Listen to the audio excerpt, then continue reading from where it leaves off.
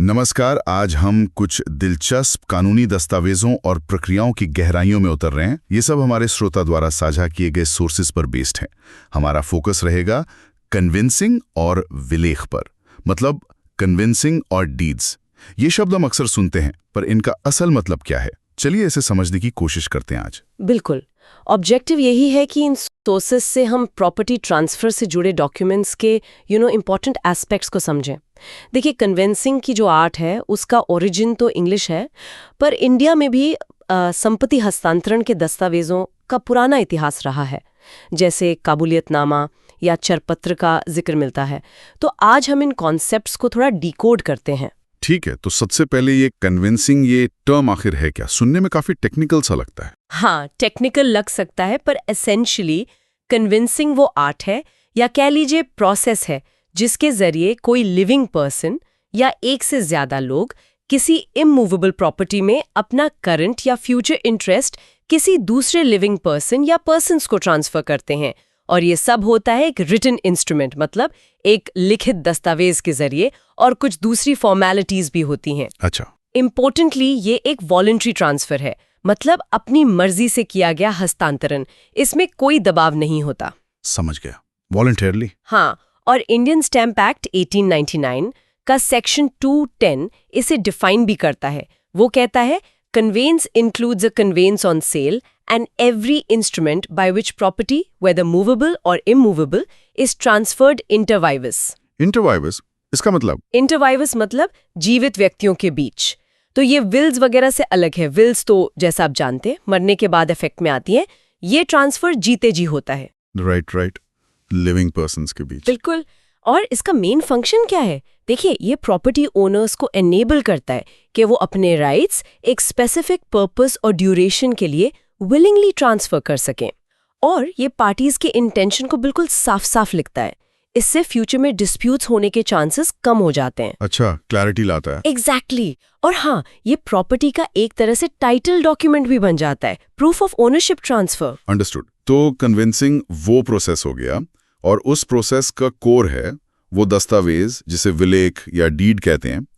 इसकी क्या सिग्निफिकेंस है? ये इतना इंपॉर्टेंट क्यों है? डीड, हाँ, कानूनी भाषा में डीड एक बहुत ही महत्वपूर्ण दस्तावेज है। It's a solemn act denoting a document. ये पेपर या पार्चमेंट पर लिखा एक इंस्ट्रूमेंट होता है जिसे एग्जीक्यूटेंट, मतलब जो उसे बना रहा है, वो एग्जीक्यूट करता है, साइन करता है, सील करता है। सील? क्या वो आज भी जरूरी है? हिस्टोरिकली तो थी इंग्लैंड में, पर इंडिया में सील हमेशा मैंडेटरी नहीं रही है। खैर, तो साइन करता है, सील अगर जरूरत हो, और डिलीवर करता है। इसे प्रॉपर्टी के संबंध में किसी व्यक्ति का सबसे ऑथेंटिक एक्ट माना जाता है, the most solemn and authentic act. इसमें जो स्टेटमेंट्स लिखे होते हैं वो एविडेंस के तौर पर बहुत इंपॉर्टेंट हो सकते हैं। समटाइम्स एस्टॉपल की तरह भी काम करते हैं। एस्टॉपल मतलब आप बाद में अपनी कही बात से जो डीड में लिखी है उससे मुकर नहीं सकते। You are bound by your statement in the deed. अच्छा, तो क्या डीड्स के भी अलग अलग टाइप्स होते हैं? सोर्सेज में कुछ डीड पोल और इंडेंचर का जिक्र था, ये क्या है? हाँ, हिस्टोरिकली इंग्लैंड में दो मेन टाइप्स थे, एक डीड पोल और दूसरा इंडेंचर। डीड पोल एक यूनिलैटरल डॉक्यूमेंट होता है, मतलब उसे सिर्फ एक पार्टी एग्जीक्यूट करती है। एक पार्टी? जैसे पावर ऑफ अटर्नी है या कोई विल, हालांकि विल को स्ट्रिक्टली डीड नहीं मानते। डीड पोल अक्सर फर्स्ट पर्सन में लिखा जाता है, जैसे know all men by these presents, इस तरह की फ्रेजिंग से शुरू होता है। ओके। और इंडेंचर दूसरी तरफ, इंडेंचर एक बायलैटरल या मल्टीलैटरल डॉक्यूमेंट है। इसे दो या ज्यादा पार्टीज एग्जीक्यूट करती हैं। अच्छा, दो या ज्यादा। उदाहरण? जैसे आपका लीज डीड हो गया, सेल डीड या पार्टनरशिप डीड, ये सब इंडेंचर्स हैं। ये थर्ड पर्सन में लिखा जाता है, दिस इंडेंचर विटनेसेस या दिस डीड ऑफ सेल, ऐसे शुरू होता है।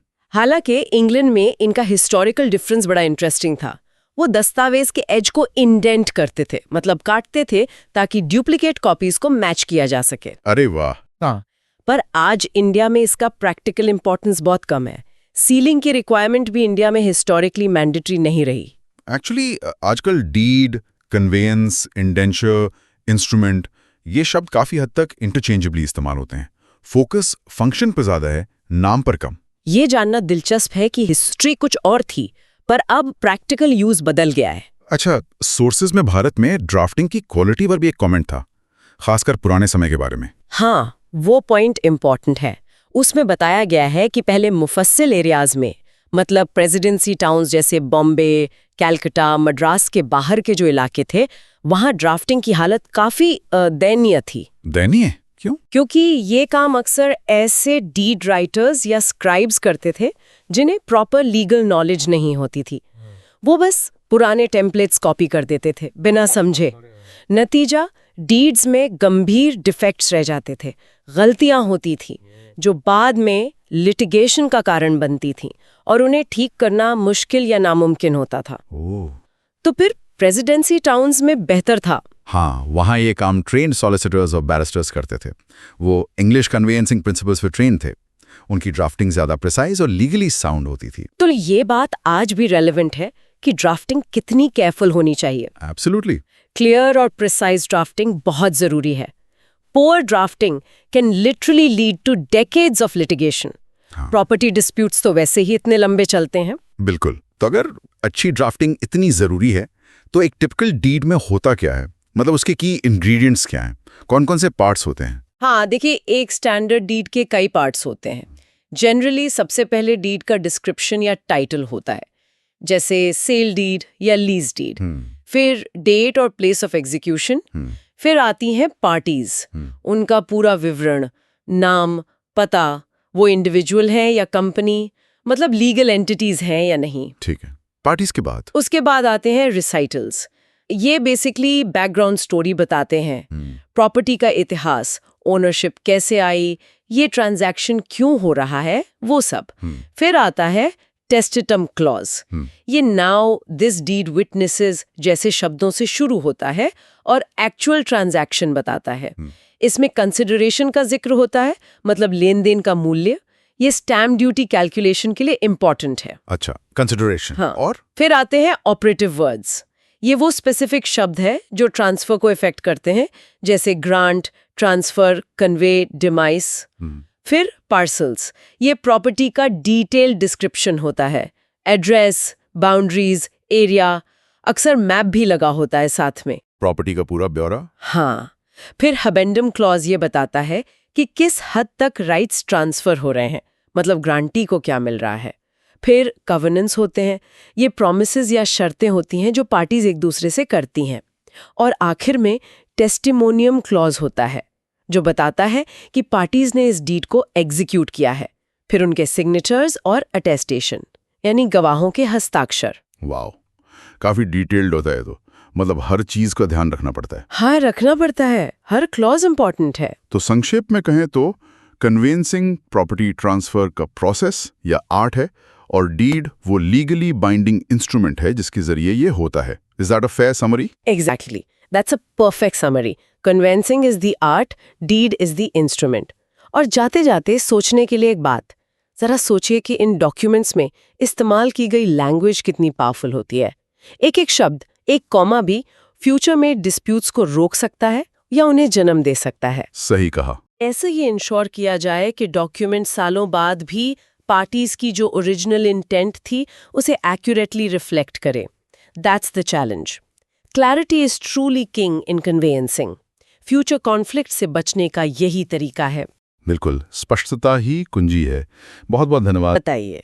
सबसे पहले तो विलेख की पहचान और भूमिका। इसमें सबसे ऊपर दस्तावेज का शीर्षक होता है, टाइटल। साफ साफ लिखा होता है कि ये किस तरह का डीड है, जैसे यह बिक्री विलेख या दिस डीड ऑफ सेल या this deed of lease. Okay, title. फिर आती है दिनांक और स्थान, यानी ये डीड कब और कहाँ निष्पादित किया गया। आमतौर पर वो तारीख लिखी जाती है जब आखिरी पक्ष ने साइन किया हो, और तारीख को शब्दों में लिखना बेहतर माना जाता है ताकि कोई फेरबदल ना कर सके। अच्छा, अंकों के साथ शब्दों में भी? जी। फिर बहुत ही महत्वपूर्ण हिस्सा, पक्षकार, यानी इस सौदे में कौन कौन शामिल हैं। हस्तांतरणकर्ता जैसे विक्रेता और हस्तांतरणीति जैसे क्रेता। क्या सिर्फ विक्रेता और क्रेता ही होते हैं? जरूरी नहीं, कभी कभी कोई तीसरा पक्ष भी हो सकता है जिसकी सहमति जरूरी हो, जैसे कोई कंफर्मिंग पार्टी। इन सभी पक्षों का पूरा विवरण होना चाहिए। पूरा नाम, पिता पति का नाम, पता, पेशा। अगर कोई कंपनी, सोसाइटी या ट्रस्ट जैसी न्यायिक व्यक्ति है तो उसका पूरा रजिस्टर्ड नाम और पता। यहाँ तक कि मंदिर का देवता, मूर्ति भी संपत्ति का मालिक हो सकता है और पक्ष बन सकता है। अरे वाह, मूर्ति भी? जी हाँ, कानून में मूर्ति को भी एक विधिक व्यक्ति माना गया है कुछ मामलों में। और सुविधा के लिए डीड में आगे बार बार पूरा नाम लिखने के बजाय छोटे संदर्भ नाम इस्तेमाल किए जाते हैं, जैसे विक्रेता, क्रेता, पट्टाकर्ता, पट्टाधारी आदि। ठीक है, ये तो हो गई पहचान। इसके बाद आता है लेन देन का संदर्भ और कारण। इसमें सबसे पहले होती है प्रस्तावना। ये अक्सर वेरस शब्द से शुरू होती है। हाँ, देखा है मैंने, कई डीड्स में वेरेज लिखा होता है। बिल्कुल। ये रिसाइटल्स दो तरह की हो सकती हैं। एक होती है नैरेटिव रिसाइटल्स, जो संपत्ति का इतिहास बताती हैं, मतलब ये संपत्ति विक्रेता के पास कैसे आई, उसका मालिकाना हक कैसे बना। और दूसरी होती हैं इंट्रोडक्टरी रिसाइटल्स, जो इस खास सौदे का उद्देश्य और पृष्ठभूमि बताती हैं कि विक्रेता बेचना चाहता है, खरीदना चाहता है, कीमत तय हो गई है वगैरह। तो ये पूरी कहानी बताती हैं एक तरह से। जी, ये कॉन्टेक्स्ट सेट करती हैं। रिसाइटल्स के बाद आता है साक्षी खंड, टेस्टाचुमेन। ये ऑपरेटिव पार्ट की शुरुआत होती है। ये अक्सर नाउ दिस डीड विटनेसेस या अब यह विलेख साक्षी है के जैसे शब्दों से शुरू होता है। ये बताता है कि अब असल हस्तांतरण की बात कही जा रही है। ओके। इसी हिस्से में प्रतिफल का जिक्र होता है, यानी कितने पैसों का लेन देन हुआ है। ये रकम साफ साफ अंकों और शब्दों में लिखी जानी चाहिए। यहाँ इंडियन स्टैंप एक्ट की धारा 27 का पालन करना बहुत जरूरी है, जिसमें कहा गया है कि संपत्ति से संबंधित सभी तथ्यों और परिस्थितियों जो स्टैंप ड्यूटी को प्रभावित कर सकते हैं, उन्हें विलेख में पूरी तरह से और सही बताया जाना चाहिए। और अगर सही रकम ना बताएं तो ये कानूनी तौर पर गंभीर मामला हो सकता है। स्टैंप एक्ट की धारा 64 के तहत जुर्माना लग सकता है और दस्तावेज की वैधता पर भी सवाल उठ सकता है। इसलिए सही प्रतिफल बताना जरूरी है। ये तो ध्यान रखने वाली बात है। बिल्कुल। प्रतिफल के साथ ही अक्सर रिसीट खंड, रिसीट क्लॉज भी होता है, जिसमें विक्रेता ये स्वीकार करता है कि उसे प्रतिफल की राशि मिल गई है। अच्छा, पैसे मिलने की रसीद भी डीड में ही? हाँ, ये एक अच्छी प्रैक्टिस है। इसके बाद आते हैं परिचालन शब्द, ऑपरेटिव वर्ड्स। ये वो शब्द हैं जो असल में संपत्ति को हस्तांतरित करते हैं, जैसे grant, sale, convey, transfer, assign आदि। ये शब्द स्पष्ट होने चाहिए कि संपत्ति सचमुच हस्तांतरित की जा रही है। ठीक है।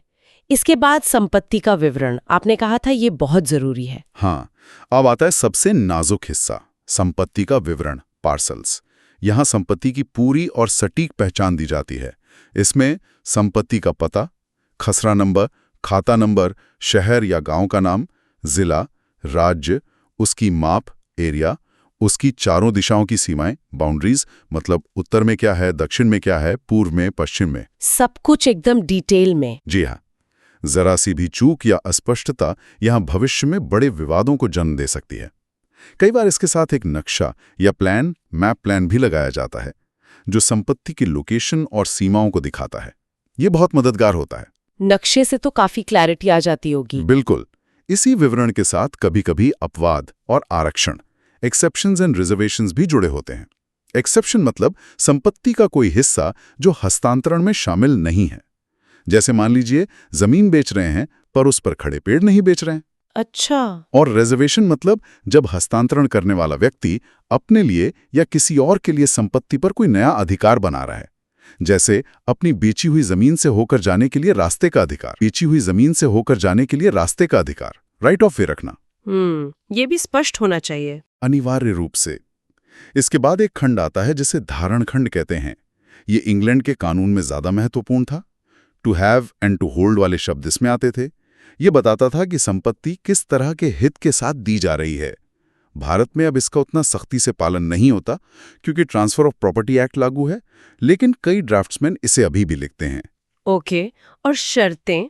हाँ, फिर आते हैं वचनबंध, कवेनेंट्स।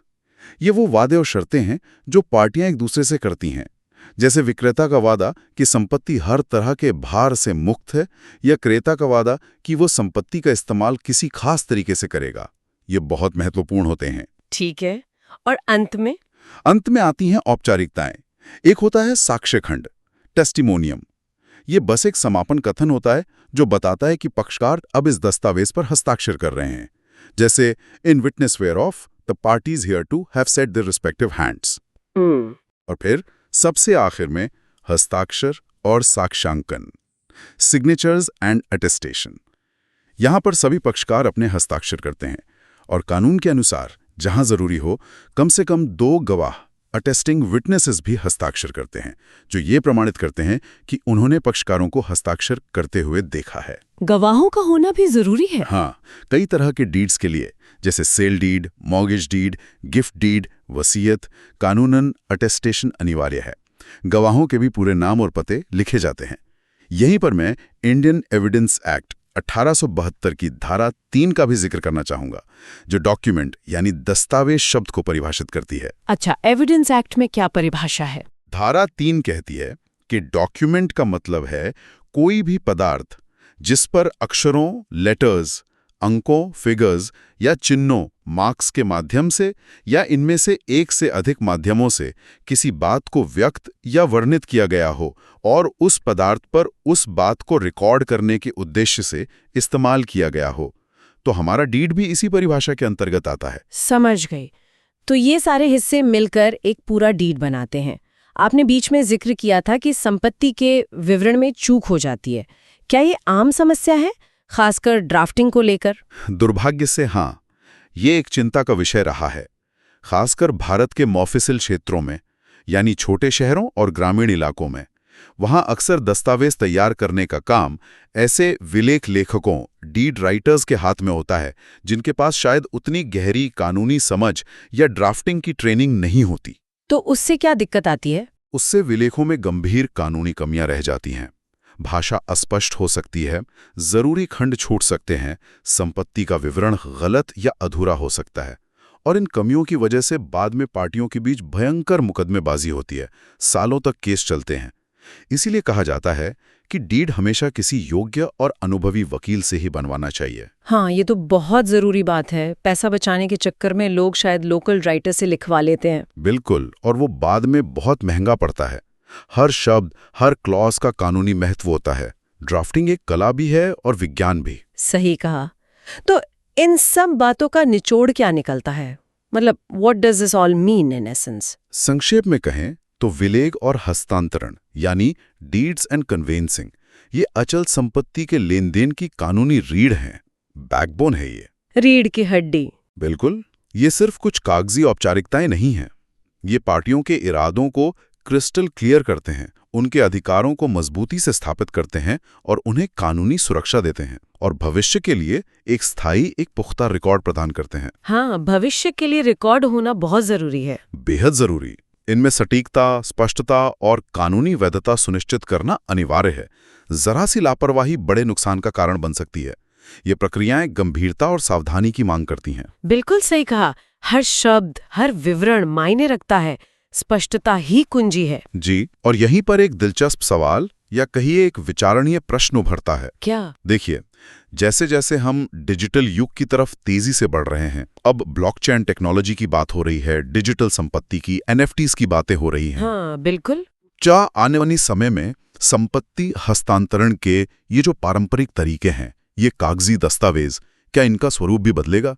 क्या हमें डिजिटल डीड्स देखने को मिलेंगे जो ब्लॉकचेन पर सुरक्षित हों? ये तो सोचने वाली बात है। बिल्कुल। क्या भविष्य में कन्वेंसिंग पूरी तरह से डिजिटल हो सकती है, और अगर हाँ, तो उसके कानूनी ढांचे कैसे होंगे? ये भविष्य के लिए एक बड़ा सवाल है जिस पर विचार करना होगा।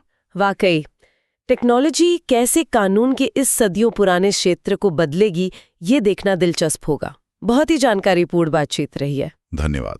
धन्यवाद।